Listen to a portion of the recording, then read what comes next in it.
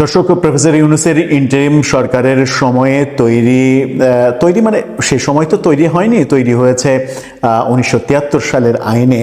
এবং এই আদালত গঠন করা হয়েছিল শেখ হাসিনার আমলে, যেখানে আমাদের মহান মুক্তিযুদ্ধের বিরোধিতা করা এবং মানবতা বিরোধী অপরাধের অভিযোগে অভিযুক্ত যারা, তাদের বিচার করা হয়েছিল।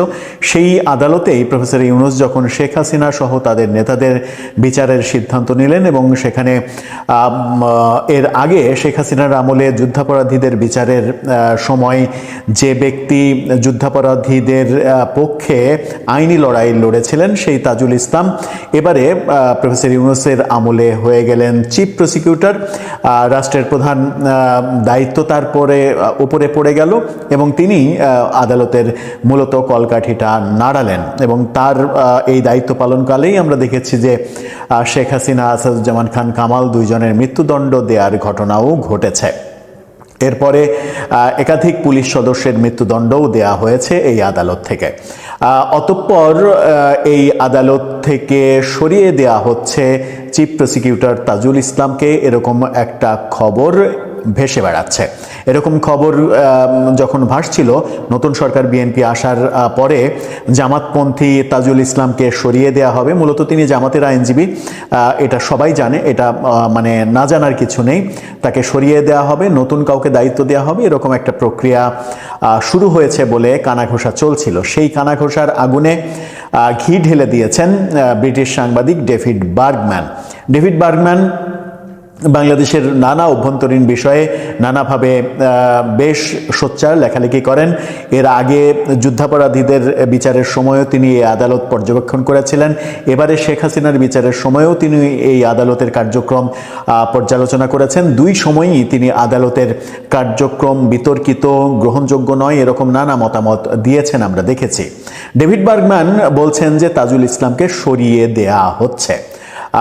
ব্যাপারটা কতটা সত্য, তিনি সামাজিক যোগাযোগ মাধ্যমে এই লেখাটা লিখেছেন এবং লিখে সেই ঘোষণাটা দিয়েছেন। চলুন একটু জেনে দেখি যে তিনি কি লিখলেন, ঘটনাটা কতটা সত্য, তার পরিবর্তে চিফ প্রসিকিউটর হিসেবে কে দায়িত্বে আসছেন। থাকবেন। দর্শক, বলছিলাম আন্তর্জাতিক অপরাধ ট্রাইব্যুনাল, যেখানে যুদ্ধাপরাধীদের বিচারের জন্য তৈরি যে ট্রাইব্যুনাল, সেই ট্রাইব্যুনালে শেখ হাসিনার বিচার করা। ইউনূস সরকারের এই সিদ্ধান্তকে নিয়ে অনেকেই বিতর্কে লিপ্ত হয়েছিলেন, অনেকে সমালোচনা করেছিলেন এবং বলেছিলেন শেখ হাসিনার বিচার স্বাভাবিক আদালতেই হতে পারত, কিংবা তার জন্য বিশেষ ট্রাইব্যুনাল আলাদা করে তৈরি করা যেতে পারত। কিন্তু যুদ্ধাপরাধীদের বিচারের ট্রাইব্যুনালে এই বিচারটা করা, এটা একটা রাজনৈতিক প্রতিহিংসা, এটা অনেকে বলতে শুনেছি। যাই হোক, সেই আদালতের দায়িত্বে তাজুল ইসলাম যখন চিফ প্রসিকিউটরের দায়িত্ব পালন করছিলেন, তাকে এবার সরিয়ে দেওয়া হচ্ছে বলে বার্গম্যান বলছেন। তার ফেসবুক পোস্টটা আপনারা দেখে নিন, সেখানে তিনি বেশ বড় একটা পোস্ট দিয়েছেন ইংরেজিতে। যদি আমরা একটু বাংলায় রূপান্তরিত করি তাহলে ব্যাপারটা এরকম দাঁড়ায়। তিনি ব্রেকিং নিউজ বলেছেন এটাকে, তিনি বলছেন এটা ব্রেকিং নিউজ। আন্তর্জাতিক অপরাধ ট্রাইব্যুনালের চিফ প্রসিকিউটর তাজুল ইসলামকে সরিয়ে দেওয়া হচ্ছে। বাংলাদেশের বর্তমান সরকার আন্তর্জাতিক অপরাধ ট্রাইব্যুনালের জন্য নতুন একজন চিফ প্রসিকিউটর নিয়োগের সিদ্ধান্ত নিয়েছে। বর্তমান চিফ প্রসিকিউটর তাজুল ইসলামের স্থলাভিষিক্ত হিসেবে অ্যাডভোকেট আমিনুল ইসলামের নাম গুরুত্বের সাথে বিবেচনা করা হচ্ছে।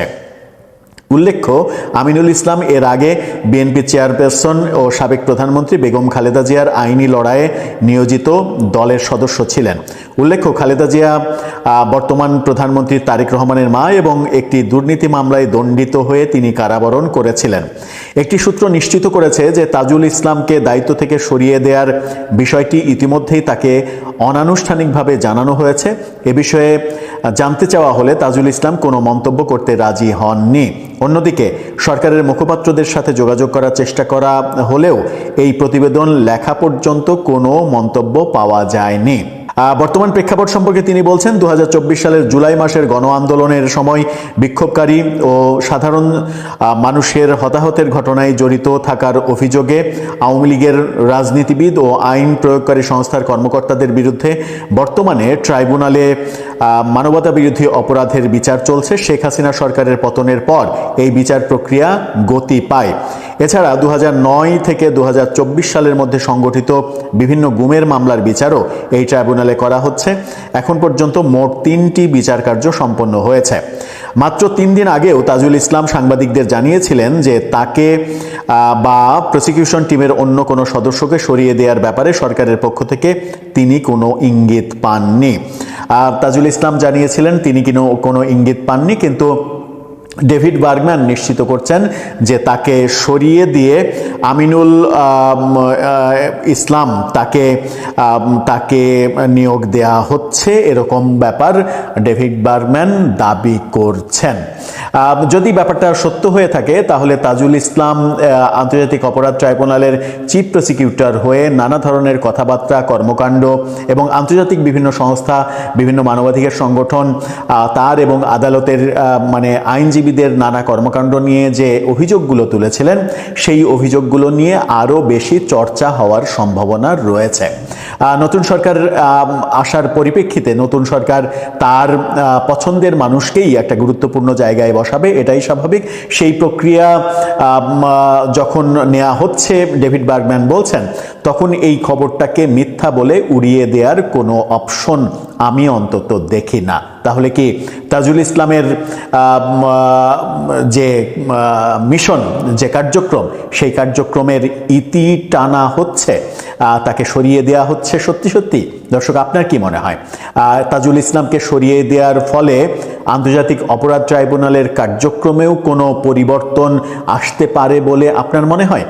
গত কয়েক মাস পূর্বে একটা গান ভাইরাল হয়েছিল, তাজুল বলো ইউনুস বলো কেউ রবে না রে, সব রাজাকার ভাইসা যাইব বঙ্গোপসাগরে। আঞ্চলিক ভাষায় এই গানটা কেউ একজন গেয়েছিল, আমার এই মুহূর্তে তার নামটা মনে পড়ছে না, তবে সেই গানটা আমার আজ বারবার মনে পড়ছে। ওয়াকার থেকে তাজুল, কেউ রবে না, সবাই ভেসে যাবে বঙ্গোপসাগরে। বাংলাদেশের ইতিহাসে যতবার দেশ সংকটে পড়েছে, যতবার গণতন্ত্রকে অবরুদ্ধ করার চেষ্টা করা হয়েছে, যতবার প্রগতিশীলতাকে হত্যা করার চেষ্টা করা হয়েছে, যতবার ধর্মনিরপেক্ষতাকে মুছে ফেলার চেষ্টা করা হয়েছে, যতবার সংবিধানে কাটাছেঁড়া করার চেষ্টা করা হয়েছে, যতবার বাংলাদেশের সাধারণ মানুষের ভাগ্য নিয়ে খেলার চেষ্টা করা হয়েছে, যেই মির্জাফররা এই চেষ্টাগুলা করেছে তাদের পশ্চিমা প্রভুদের সহায়তায় কিংবা তাদের কথায়, প্রত্যেকটা মির্জাফরের স্থান কিন্তু বাংলাদেশে কোথাও হয় নাই। বাংলাদেশের কোনো মানুষ এই মির্জাফরদেরকে গ্রহণ করে নাই। একটা সময় খুব বাজে সিচুয়েশনের মধ্য দিয়ে তাদেরকে যেতে হয়েছে, তারা একটা সময় বাংলাদেশ থেকে চলে গেছে, অনেকে সৃষ্টিকর্তার ডাকে সাড়া দিয়ে পরে চলে গেছে। বাংলাদেশের বর্তমান রাজনৈতিক বাস্তবতায় ঠিক একই প্রেক্ষাপট আমি দেখতে পাচ্ছি।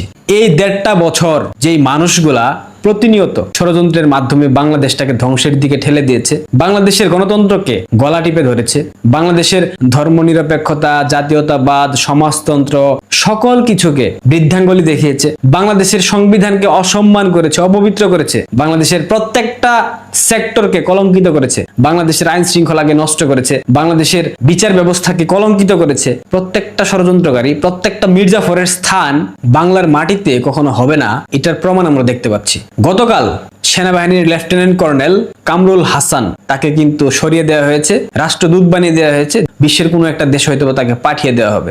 আরো একজনকে পরিবর্তন করা হয়েছে, গতকালকের ভিডিওতে আমি দেখিয়েছি। এরপর নেক্সট লক্ষ্যবস্তু সেনাপ্রধান ওয়াকারুজ্জামান। ওয়াকারুজ্জামান জামাতের একজন প্রথম সারির যোদ্ধা, তার বিভিন্ন আচার আচরণ, তার কথা বলার ধরন, তার বিভিন্ন কর্মযজ্ঞ সবকিছু প্রমাণ করে দিয়েছে। তিনিও খুব শীঘ্রই পরিবর্তন হতে যাচ্ছেন, এটা গোপন সূত্রে পাওয়া তথ্য।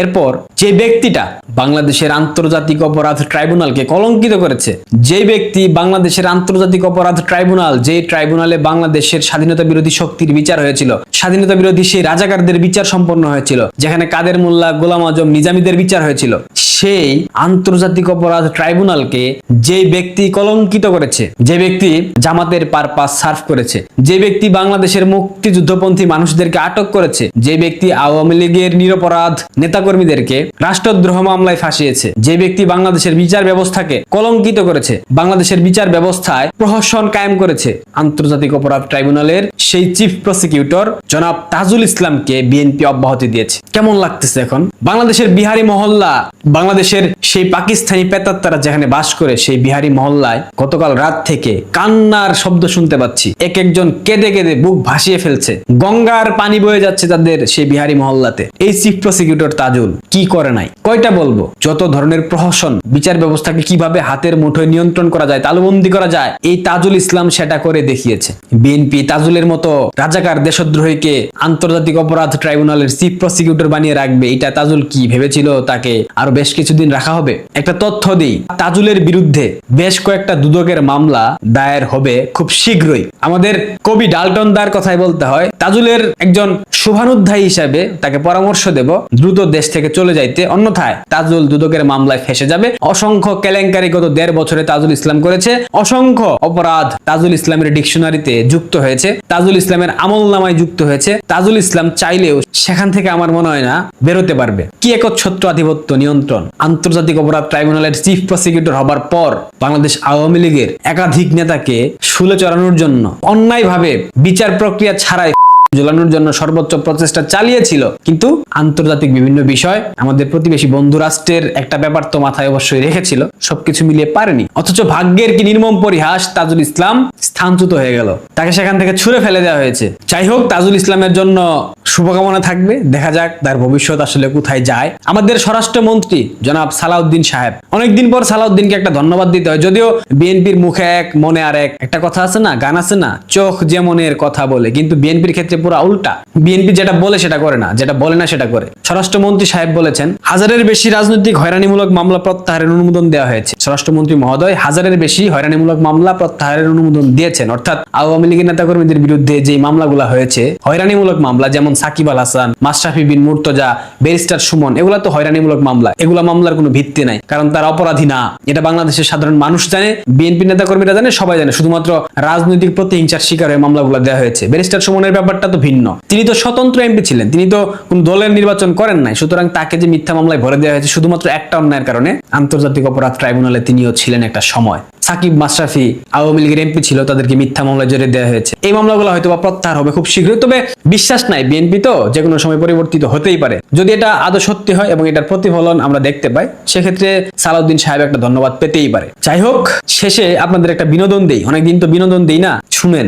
যে নেতা বাংলাদেশ থেকে পালাতে হাসিনা সরকারের কাছে মুচলেকা দেয়, আবার বাংলাদেশে প্রবেশ করতে ইন্ডিয়ার কাছে মুচলেকা দেয়, এই নেতার জীবনটাই তো মুচলেকাময়, মুচলেকার উপরই চলছে জীবন। তাহলে উনি মুচলেকা রহমান। একটা নতুন নাম পেয়ে গেলাম আমরা, মুচলেকা রহমান। এটা আমার কথা না কিন্তু, ভয়েসটা যার শুনলেন যে মহিলা, তিনি বিএনপির একজন কর্মী, তিনি লন্ডনে থাকেন। ভালো থাকবেন, সাবস্ক্রাইব করবেন, শেয়ার করবেন, কমেন্টস করবেন, লাইক করবেন।